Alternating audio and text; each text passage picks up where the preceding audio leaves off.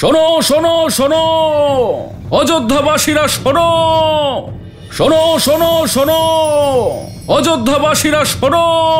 কাল নগরের সর্বত্র প্রতিটি মানুষের মুখে উচ্চারিত হবে একটাই নাম, অযোধ্যার যুবরাজ শ্রীরামের। অযোধ্যা হবে শ্রীরামচন্দ্রের, শ্রীরামচন্দ্রের জয়, শ্রীরামচন্দ্রের জয়।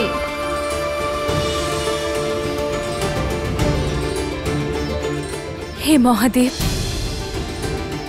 আমি তো আপনার আশীর্বাদ চেয়েছিলাম, কিন্তু আপনি সমগ্র অযোধ্যাকে আশীর্বাদ দিয়েছেন। ধন্যবাদ মহাদেব। सीता, जन्म जन्म का है ये संगम, राम रतन सीता वैभव धन। एक है पौरुष एक समर्पण, एक है रूप तो दूजा दर्पण। অভিনন্দন যুবরাজ।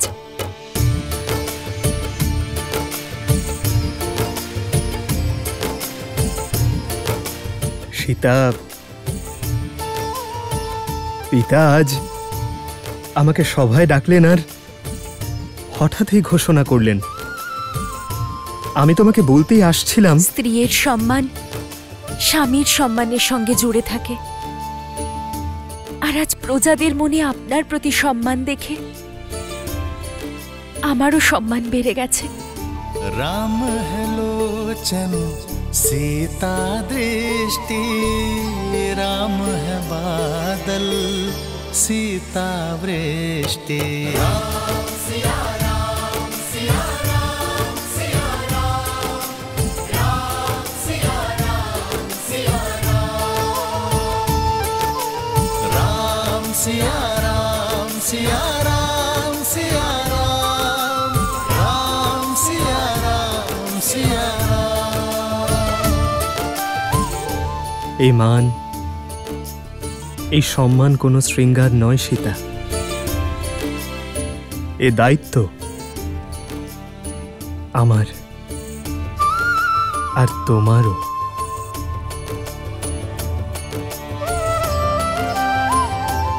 আর এই দায়িত্ব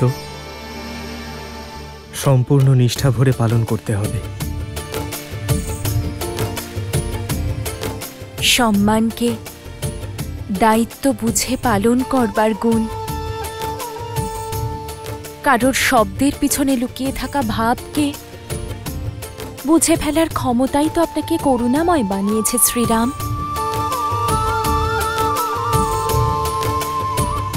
আমার সৌভাগ্য যে এত বড় দায়িত্ব পালনের যাত্রাপথে আমি আপনার সঙ্গিনী।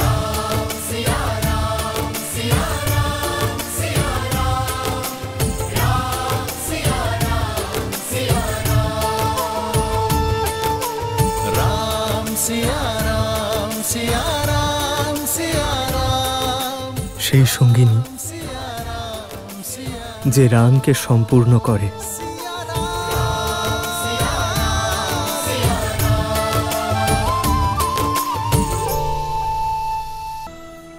সুমন্ত্র, পবিত্র পূজার শুভ মুহূর্ত দেখো, অনুষ্ঠানের জন্য সভাগৃহ সজ্জিত করো, আর রামের নামে দান পুণ্য করার জন্য ভাণ্ডার গৃহ খুলে দাও। যথাজ্ঞা মহারাজ।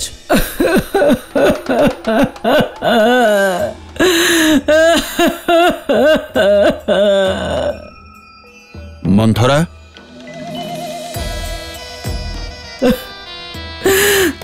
মহারাজ, কিছু একটা অশুভ ঘটছে। আমার কইকেই ভালো নেই। এই শুভ মুহূর্তে কিন্তু এমন কি ঘটেছে? জিজ্ঞেস করেছিলাম কিন্তু কিচ্ছু বলেনি। ক্রমাগত কেঁদেই চলেছে আমার কইকেই। শুধু বলেছে আমি যেন আপনাকে সংবাদ দিই। ঠিক আছে, তুমি কইকেয়ীকে বলো আমার কক্ষে এসে সাক্ষাৎ করতে।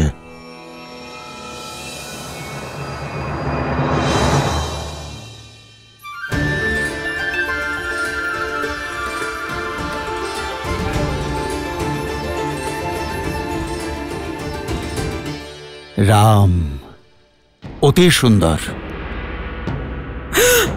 মহারাজ, আমিও ওকে বলেছিলাম ও যেন আপনার সাথে দেখা করে, কিন্তু ও ক্রোধ ভবনে চলে গেল। ক্রোধ ভবনে? হ্যাঁ মহারাজ।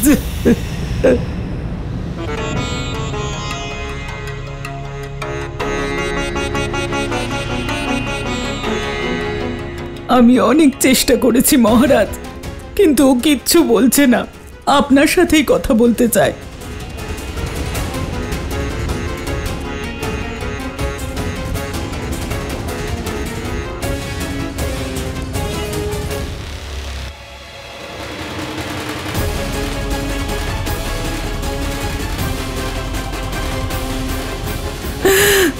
মহারাজ, কিছু একটা অশুভ ঘটছে। আমার কইকেই ভালো নেই, ক্রমাগত কেঁদেই চলেছে আমার কইকেই।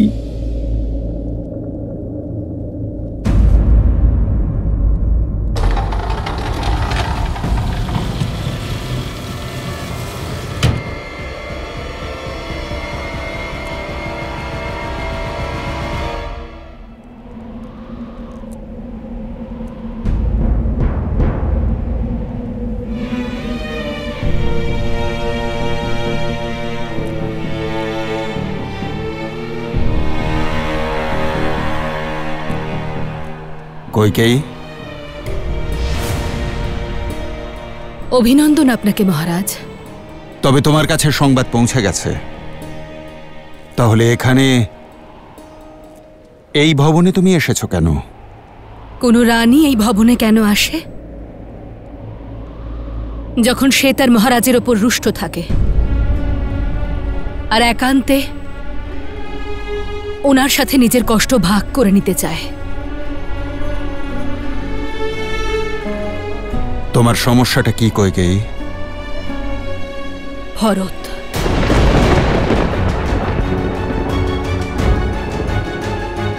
ভরতের অনুপস্থিতিতে এই ঘোষণা কেন?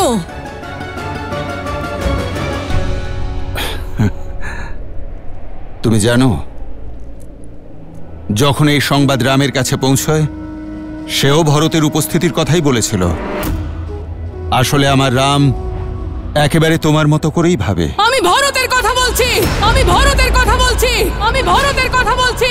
রামের গুণগান শুনতে চাই না আমি, রামের গুণগান শুনতে চাই না আমি, রামের গুণগান শুনতে চাই না আমি। তোমার কি হয়েছে কি কইকেয়ী?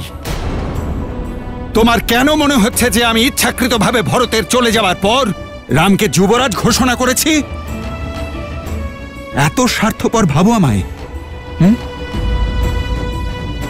যেদিন আমি মিথিলা থেকে ফিরেছি, আমি দেখছি তুমি বদলে গেছো। প্রত্যেক বিষয়কে অন্য বিষয়ের সঙ্গে যুক্ত করছো। কারণ জীবনের প্রতিটা বিষয় একে অপরের সঙ্গে জড়িত। কোনো ঘটনা অকারণে ঘটে না। কি ভেবেছিলাম আমি?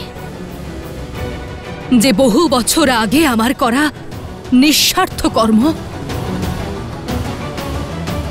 আজ আমাকে ফল দেবে।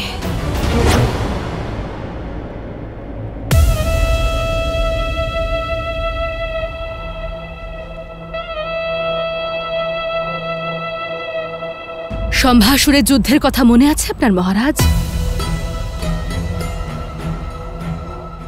আপনার প্রাণ রক্ষা করেছিলাম বলে একটা নয়, দুটো বর দিয়েছিলেন আপনি, দুটো বর দিয়েছিলেন আপনি।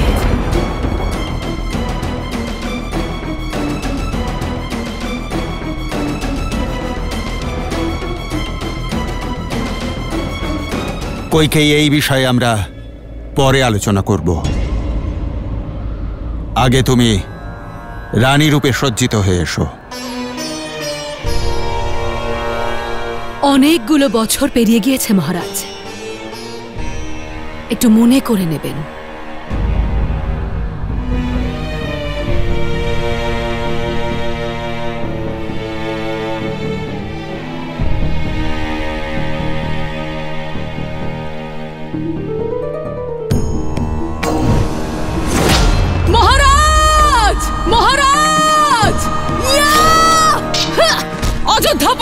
কিচ্ছু হবে না আপনার। তুমি শুধুমাত্র তোমার স্বামীর জীবনই রক্ষা করনি, সেই সঙ্গে অযোধ্যার মহারাজের প্রাণও রক্ষা করেছো। একটি নয়, দুটি বর দেব তোমায়, চেয়ে নাও। এই মুহূর্তে কিছু বুঝতে পারছি না, যখন কিছু মনে হবে আপনার কাছে চেয়ে নেব। তোমার প্রাপ্য এই দুটি বর মহারাজ দশরথের কাছে গচ্ছিত রইল, যখন ইচ্ছে চেয়ে নিও। মনে পড়েছে মহারাজ?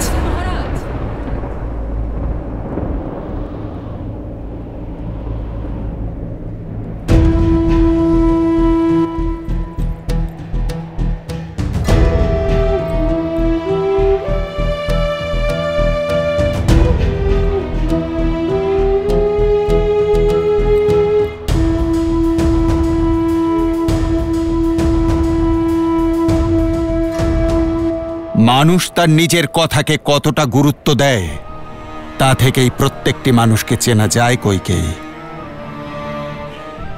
আমার সব মনে আছে। তাহলে রঘুবংশীয় এই রীতির মান রাখুন, আর আপনার দেওয়া দুই প্রতিশ্রুতি সম্পূর্ণ করুন। বলো কইকেয়ী, কি বর চাও তুমি?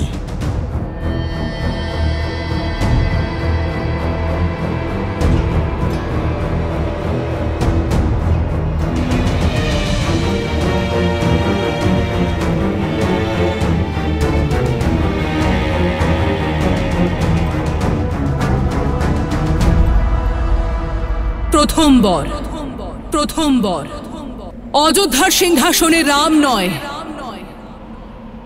ভরত বসবে।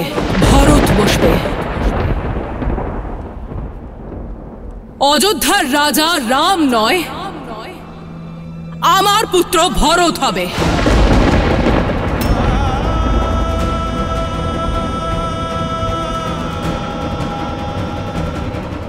কি? তোমার কোনো ধারণা আছে কইকেয়ী তুমি কি বলছো? আমি একজন রাজা, আর আমার কর্তব্য হলো আমার প্রজাদের এক যোগ্য রাজা প্রদান করা। তাহলে ভরত যোগ্য নয়? যোগ্য, কিন্তু সে রামের সমতুল্য নয়। অর্থাৎ আপনি স্বীকার করছেন রাম আপনার সবচেয়ে প্রিয়? রাম আমার কাছে সবচেয়ে প্রিয়।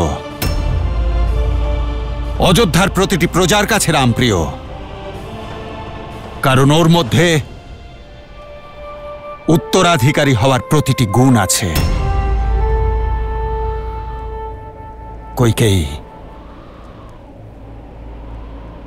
যখন আমরা এই পৃথিবীতে থাকব না, তখন রাম আমাদের নাম উজ্জ্বল করবে।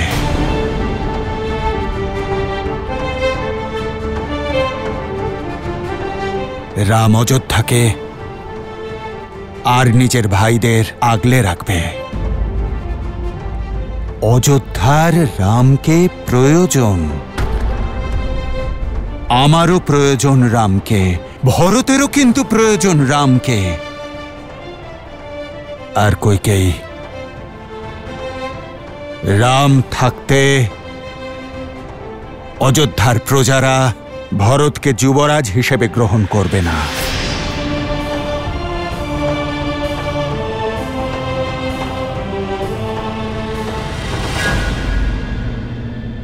আমার দ্বিতীয় বর্ত শুনে নিন মহারাজ, আমার দ্বিতীয় বর্ত শুনে নিন মহারাজ, আমার দ্বিতীয় বর্ত শুনে নিন মহারাজ। দ্বিতীয় বরে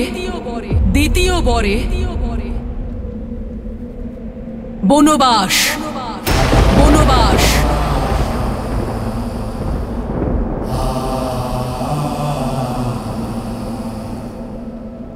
রাম যাবে 14 বছরের বনবাসে। 14 বছরের বনবাসে।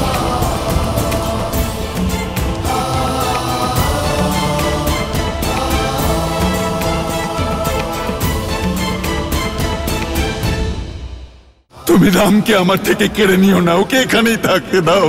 আমার পুত্রের ভবিষ্যৎ সুরক্ষিত করার জন্য এটাই একমাত্র পথ। রামকে বনবাসে যেতে হবে। বলুন মহারাজ, একজন রঘুবংশী নিজের প্রতিশ্রুতির মান রাখবে, নাকি একজন পিতা রঘুকুলের মান সম্মান জলাঞ্জলি দেবে? না,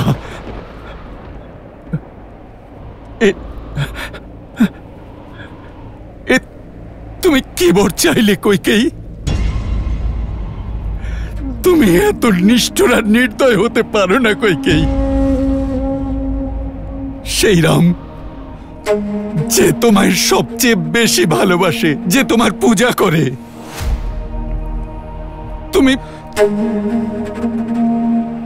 তুমি তাকেই বনবাসে পাঠানোর বর চাইছো?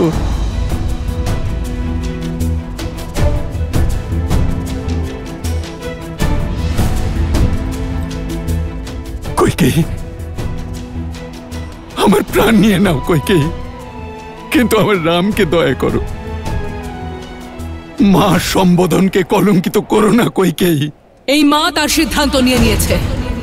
এবার শুধু দেখার যে একজন পিতা পুত্র প্রেমে অন্ধ হয়ে তার দেওয়া প্রতিশ্রুতিকে তিরস্কার করে, নাকি তার প্রাণ দিয়ে হলেও তার প্রতিশ্রুতি রক্ষা করে। না কইকেয়ী, তুমি এরকম নও কইকেয়ী, তুমি এরকম কিছুতেই নও। তোমাকে নিশ্চয়ই কেউ বশীকরণ করেছে। তুমি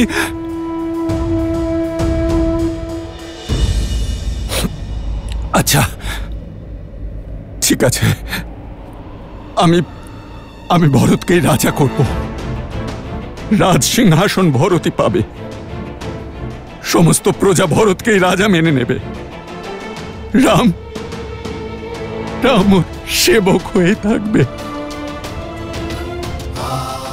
কিন্তু আমাকে আমার রামের থেকে দূরে করে দিও না। আমাকে এমন শাস্তি দিও না তুমি কইকেয়ী। ওকে এখানেই থাকতে দাও তুমি কইকেয়ী, ওকে এখানেই থাকতে দাও। আমার পুত্রের ভবিষ্যৎ সুরক্ষিত করার এটাই একমাত্র পথ, যে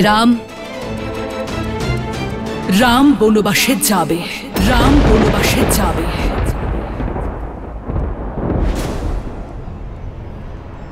এবার বলুন মহারাজ, একজন রঘুবংশী নিজের প্রতিশ্রুতির মান রাখবে, নাকি একজন পিতা রাজা হরিশ্চন্দ্রের সততা, ভগীরথের দৃঢ়তা আর রঘুবংশের সংকল্পের হত্যাকারী হবে?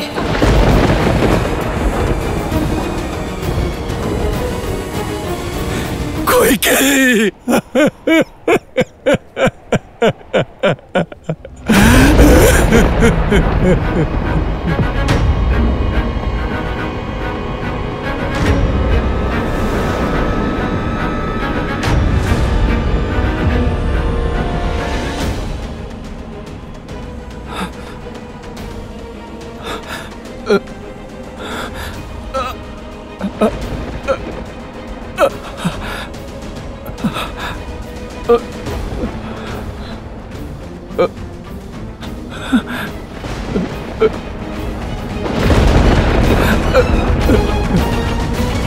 রাম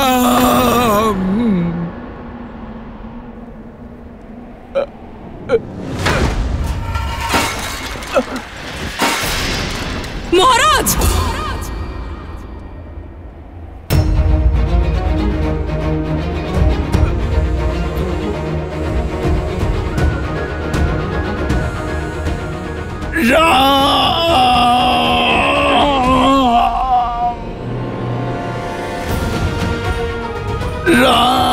মহারাজ,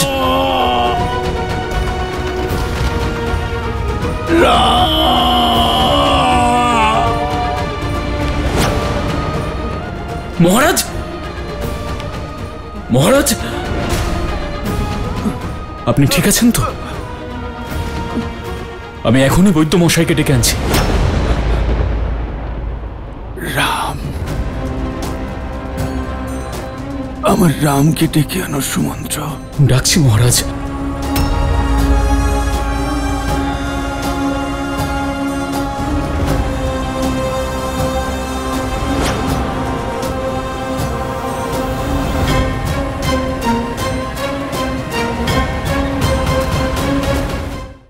এমন কি ঘটেছে যার জন্য পিতা মনে এত আঘাত পেয়েছেন? আজ তোমার কারণে তোমার পিতা এমন একটা কাজ করতে চলেছে যা আজ পর্যন্ত কোনো রঘুবংশী করেননি। সে কেমন পুত্র যে নিজের পিতা মাতার প্রতিশ্রুতি রক্ষা করতে পারে না? শ্রীরামচন্দ্রের জয়! শ্রীরামচন্দ্রের জয়! শ্রীরামচন্দ্রের জয়! শ্রীরামচন্দ্রের জয়! শ্রীরামচন্দ্রের জয়! শ্রীরামচন্দ্রের জয়! শ্রীরামচন্দ্রের জয়! শ্রীরামচন্দ্রের জয়! শ্রীরামচন্দ্রের জয়! শ্রীরামচন্দ্রের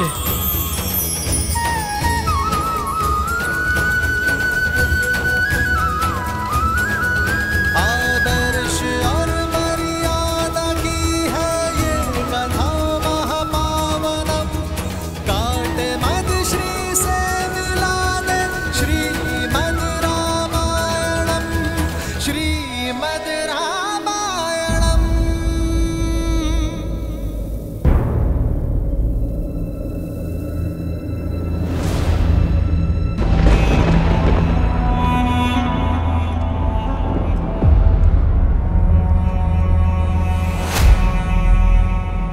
কৈকেয়ী,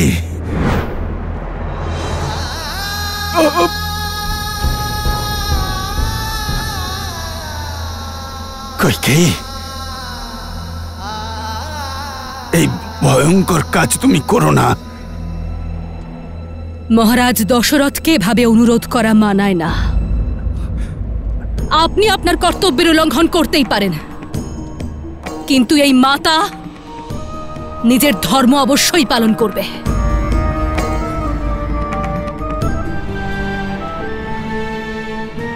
কোনোদিন ভাবিনি আমার রক্ষা কবচ এক বিষাক্ত বাণ হয়ে আমারই হৃৎপিণ্ড বিদ্ধ করবে।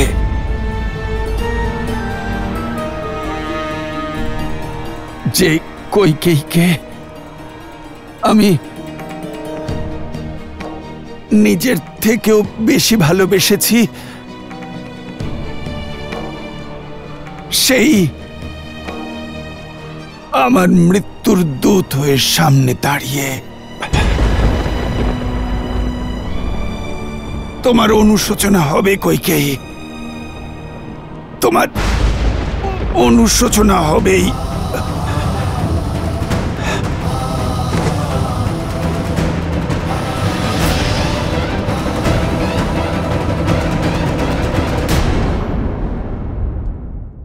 এমন কি ঘটেছে যার জন্য পিতা মনে এত আঘাত পেয়েছেন?